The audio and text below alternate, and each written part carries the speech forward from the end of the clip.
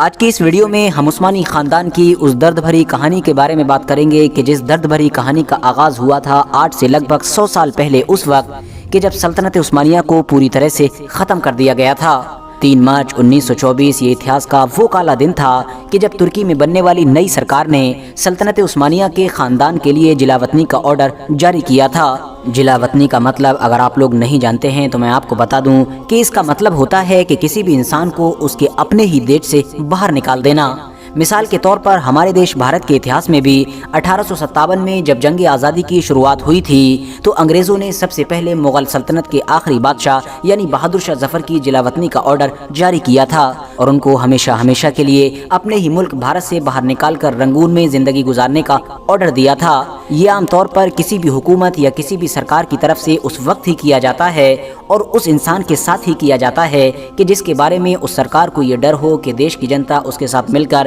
ہمارے خلاف بغاوت کر دے گی یا پھر ہماری حکومت کا تختہ پلٹ کر دے گی۔ لہٰذا عثمانی سلطنت کے خلاف آنے والا جلاوطنی کا یہ آرڈر صرف جلاوطنی کا آرڈر ہی نہیں تھا بلکہ ایک ایسے مشکل سفر کی شروعات تھی جو اگلے کچھ سالوں میں ان کو اپنی زندگی میں گزارنا تھا۔ سلطنت عثمانیہ کو جب ختم کیا گیا تو سب سے پہلے تو عثمانی خاندان کے لگ بھگ 156 لوگوں کی ترکی کی ناگرکتا یعنی سٹیزن شپ کو ہی چھین لیا گیا، ایک ایسے قانون کے تحت کہ جو قانون 3 مارچ 1924 کے دن ہی ان کے اوپر زبردستی لاگو کیا گیا تھا اور ان کو یہ آرڈر دیا گیا کہ اگلے 3 دن کے اندر ہر حال میں ان کو ترکی دیش کو چھوڑنا ہی ہوگا۔ اب ظاہر ہے ترکی سے جلاوطن ہونے والے ان لوگوں میں بہت سارے لوگ ایسے بھی تھے کہ جو اپنے بچوں کے ساتھ جلاوطن ہوئے، بہت سارے بچے ایسے تھے کہ جو اپنے ماں باپ کے ساتھ ترکی سے نکالے گئے، جبکہ ایسے بہت سارے نوکر چاکر خدمتگار بھی تھے کہ جو کئی پشتوں سے نسل در نسل عثمانی خاندان کے ہی خدمتگار رہے تھے، تو اسی لیے وہ کسی بھی حالت میں اپنے مالکوں کو اپنے آقاؤں کو چھوڑ کر نہیں جانا چاہتے تھے، اسی لیے انہوں نے بھی ساتھ میں ہی ترکی سے جلاوطن ہونے کا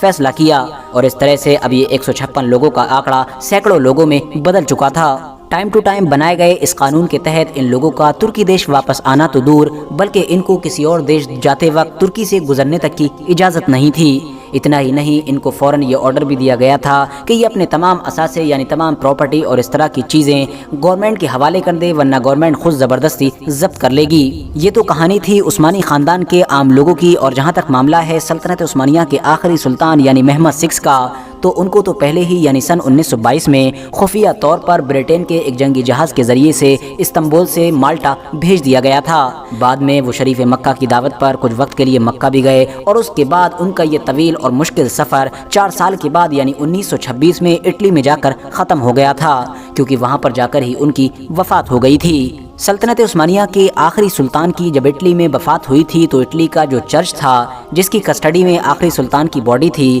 وہ دراصل اس دور میں کسی کو بھی یہ باڈی دینے کے لیے تیار نہیں تھا۔ اس کی وجہ یہ تھی کہ کیونکہ وفات کے وقت سلطنت عثمانیہ کے آخری سلطان کے اوپر آس پاس کے بہت سارے دکانداروں کا قرض چڑھا ہوا تھا،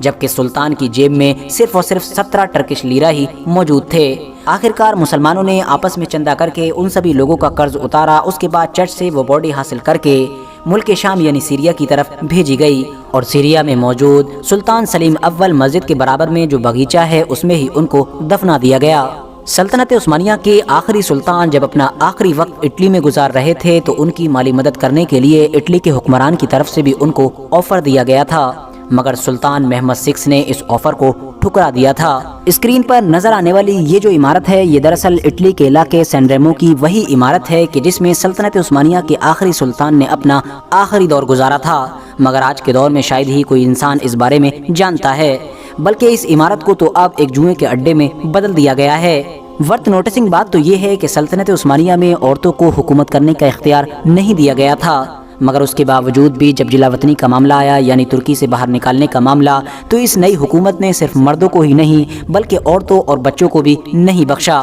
ایون جو نئے نویلے دولہا دلہن تھے ان تک کو جلاوطنی کا سامنا کرنا پڑا۔ RH نیٹ ورک کے نالجبل فرینڈز، عام طور پر اتہاس میں یہی دیکھا گیا ہے کہ جب بھی دنیا کی کسی حکومت کا تختہ پلٹ کیا جاتا تھا یعنی کسی حکومت کو ختم کیا جاتا تھا، اب وہ چاہے حکومت یوروپ کے کسی علاقے کی رہی ہو یا پھر دنیا کے کسی دوسرے علاقے کی، تو زیادہ میں زیادہ سلطان کو یعنی بادشاہ کو ہی قتل کیا جاتا تھا اور کبھی کبھی تو بادشاہ کو صرف جلاوطن کیا جاتا تھا، باقی کی اس کی جو فیملی ہوا کرتی تھی اس سے کچھ بھی نہیں کہا جاتا تھا، بلکہ اس کے الٹ اس کی فیملی کا نہ صرف وظیفہ مقرر کر دیا جاتا تھا بلکہ اس کو بہت زیادہ عزت بھی دی جاتی تھی، क्योंकि ظاہر ہے عام لوگوں کی نظر میں وہ ایک ایسی فیملی ہوا کرتی تھی جس کے باپ دادا ان کے حکمران رہے تھے، مگر یہاں تو معاملہ پوری طرح سے الٹ تھا۔ ترکی میں بننے والی ینگ ترک کی اس نئی حکومت نے عثمانیوں سے نفرت میں ساری حدیں پار کر دی تھیں۔ کیا بڑے، کیا چھوٹے، کیا مرد، کیا عورت، کسی پر بھی کسی طرح کی کوئی نرمی نہیں دکھائی گئی تھی۔ عثمانی خاندان شروع میں ایجپٹ یعنی مصر جانا چاہتا تھا کہ جو خود کسی دور میں ان کی سلطنت کا ہی حصہ ہوا کرتا تھا،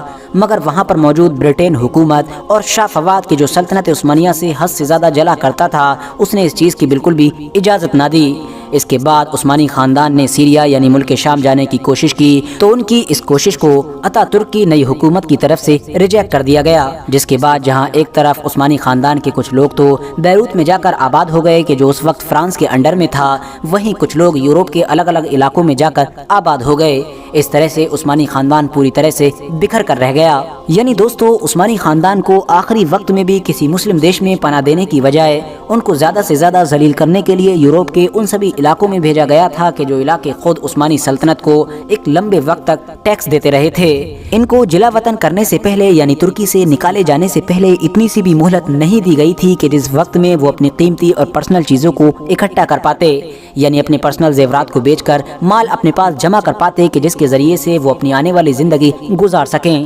اور انہی ساری چیزوں کا نتیجہ تھا کہ بعد میں یورپ کے الگ الگ علاقوں میں عثمانی خاندان کی بہت ساری عورتیں برتن مانجتے ہوئے یا اس طرح کے دوسرے کام کرتے ہوئے پائی گئی تھیں تاکہ وہ ان کاموں کے ذریعے سے اپنی زندگی گزر بسر کر سکیں۔ جاتے جاتے بھی عثمانی خاندان کے ساتھ ایسا سلوک اور ایسا ظلم و ستم کیا گیا کہ جو اتہاس میں بہت کم ہی دیکھنے کو ملتا ہے، مگر ان تمام چیزوں کے باوجود بھی عثمانی خاندان نہ تو اپنے مذہبی روایات بھولا اور نہ ہی ایمانداری کو بھولا۔ جاتے جاتے بھی آخری سلطان نے سلطنت کی آخری امانت نئی حکومت کے حوالے کی تھی، جو کچھ اور نہیں بلکہ ایک سگار کیس تھا۔ اوغوز خان کے یہ جانشین اپنے ہی ملک، اپنے ہی وطن سے بڑی بے دردی اور ذلت کے ساتھ نکالے گئے تھے۔ جلا وطنی کا آرڈر آنے سے ایک رات پہلے تک بھی ان لوگوں کو یہ احساس نہیں تھا کہ اگلے 24 گھنٹے میں کیا ہونے والا ہے۔ ان لوگوں نے حکومت کے خاتمے اور اپنی جلا وطنی کی افواہیں تو سن رکھی تھیں، مگر ان لوگوں کو یہ یقین تھا کہ ترکی کے لوگ ہم سے حد سے زیادہ محبت کرتے ہیں، اس لیے حالات اتنی آگے تک نہیں پہنچیں گے۔ ایون جب ان لوگوں کو جلا وطن بھی کیا جا رہا تھا تب بھی ان لوگوں کے دماغ میں یہی چل رہا تھا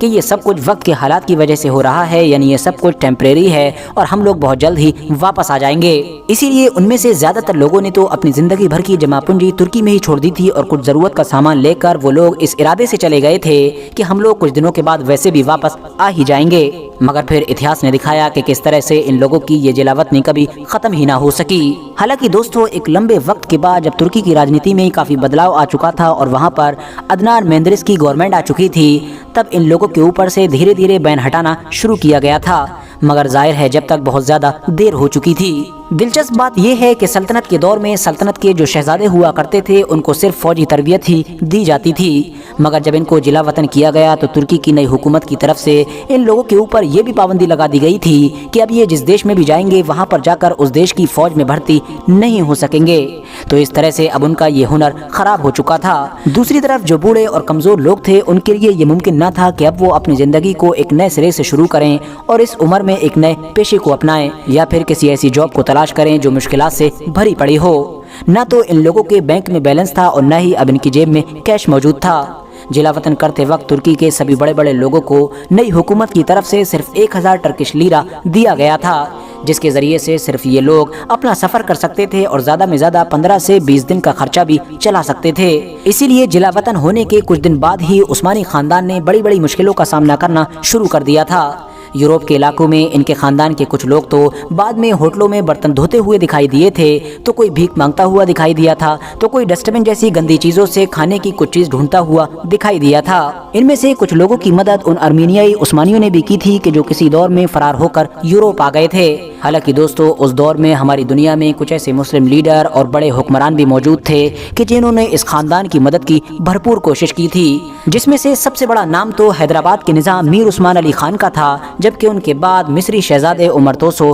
اور شریف مکہ بھی شامل تھے۔ ان لوگوں نے کئی بار عثمانی خاندان کی کئی الگ الگ طرح سے مدد کرنے کی کوشش کی، مگر زیادہ تر وہ لوگ ان کی مدد کرنے میں ناکامیاب رہے، کیونکہ ان کی یہ مدد ان تک پہنچ ہی نہ پاتی تھی اور ادھر ادھر بکھر کر رہ جاتی تھی۔ उस दौर में उस्मानी खानदान के वो लोग खुशकिस्मत माने गए कि जो गुमनामी की जिंदगी गुजार कर वफात पा गए और किसी कब्र में दफन हो गए, वरना तो उस्मानी खानदान के ऐसे भी बहुत सारे लोग थे कि जिनकी वफात के बाद उनकी लाश को या तो अचानक से गायब कर दिया गया या फिर किसी समुंदर में बहा दिया गया। मगर इन तमाम सारी हदों को पार करने के बावजूद भी और इन तमाम जुल्म सितम के बावजूद भी उस्मानी खानदान ने बड़े ही इज्जत और एहतराम के साथ अपनी जिंदगी गुजारी। ना तो अपने मुल्क के खिलाफ कोई बात की और न ही कभी कोई काम किया। जैसा कि दोस्तों मैं आपको पहले ही बता चुका हूं कि 1952 के करीब में अदनान मेंदरिस की गवर्नमेंट ने पहली बार उस्मानी खानदान की औरतों की जिलावतनी को खत्म कर दिया गया था। हालांकि आम माफीनामा 1974 में जारी किया गया था, मगर आम माफीनामा जारी हो जाने के बाद भी अब बहुत कम ही लोगों ने तुर्की वापस आने का फैसला किया।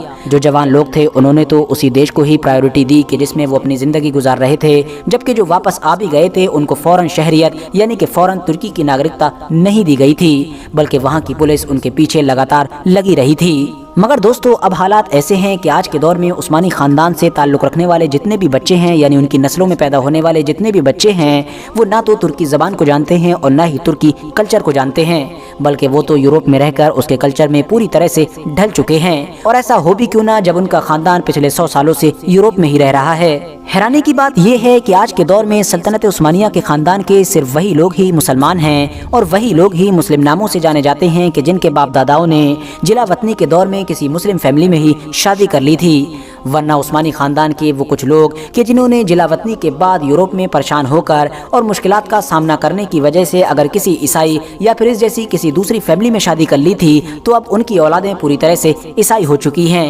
न सिर्फ ईसाई हो चुकी हैं बल्कि ईसाई नामों से ही जानी जाती हैं। फिलहाल दोस्तों आज की अपनी वीडियो को हम यहीं पर ख़त्म करते हैं। वीडियो पसंद आने पर न सिर्फ वीडियो को लाइक करें बल्कि अपने फ्रेंड्स के साथ भी ज़रूर शेयर करें और इसी तरह की नॉलेजेबल और हिस्टोरिकल वीडियोस हमेशा देखने के लिए हमारे इस चैनल को सब्सक्राइब करने के साथ साथ बेल आइकन को भी ज़रूर प्रेस करें।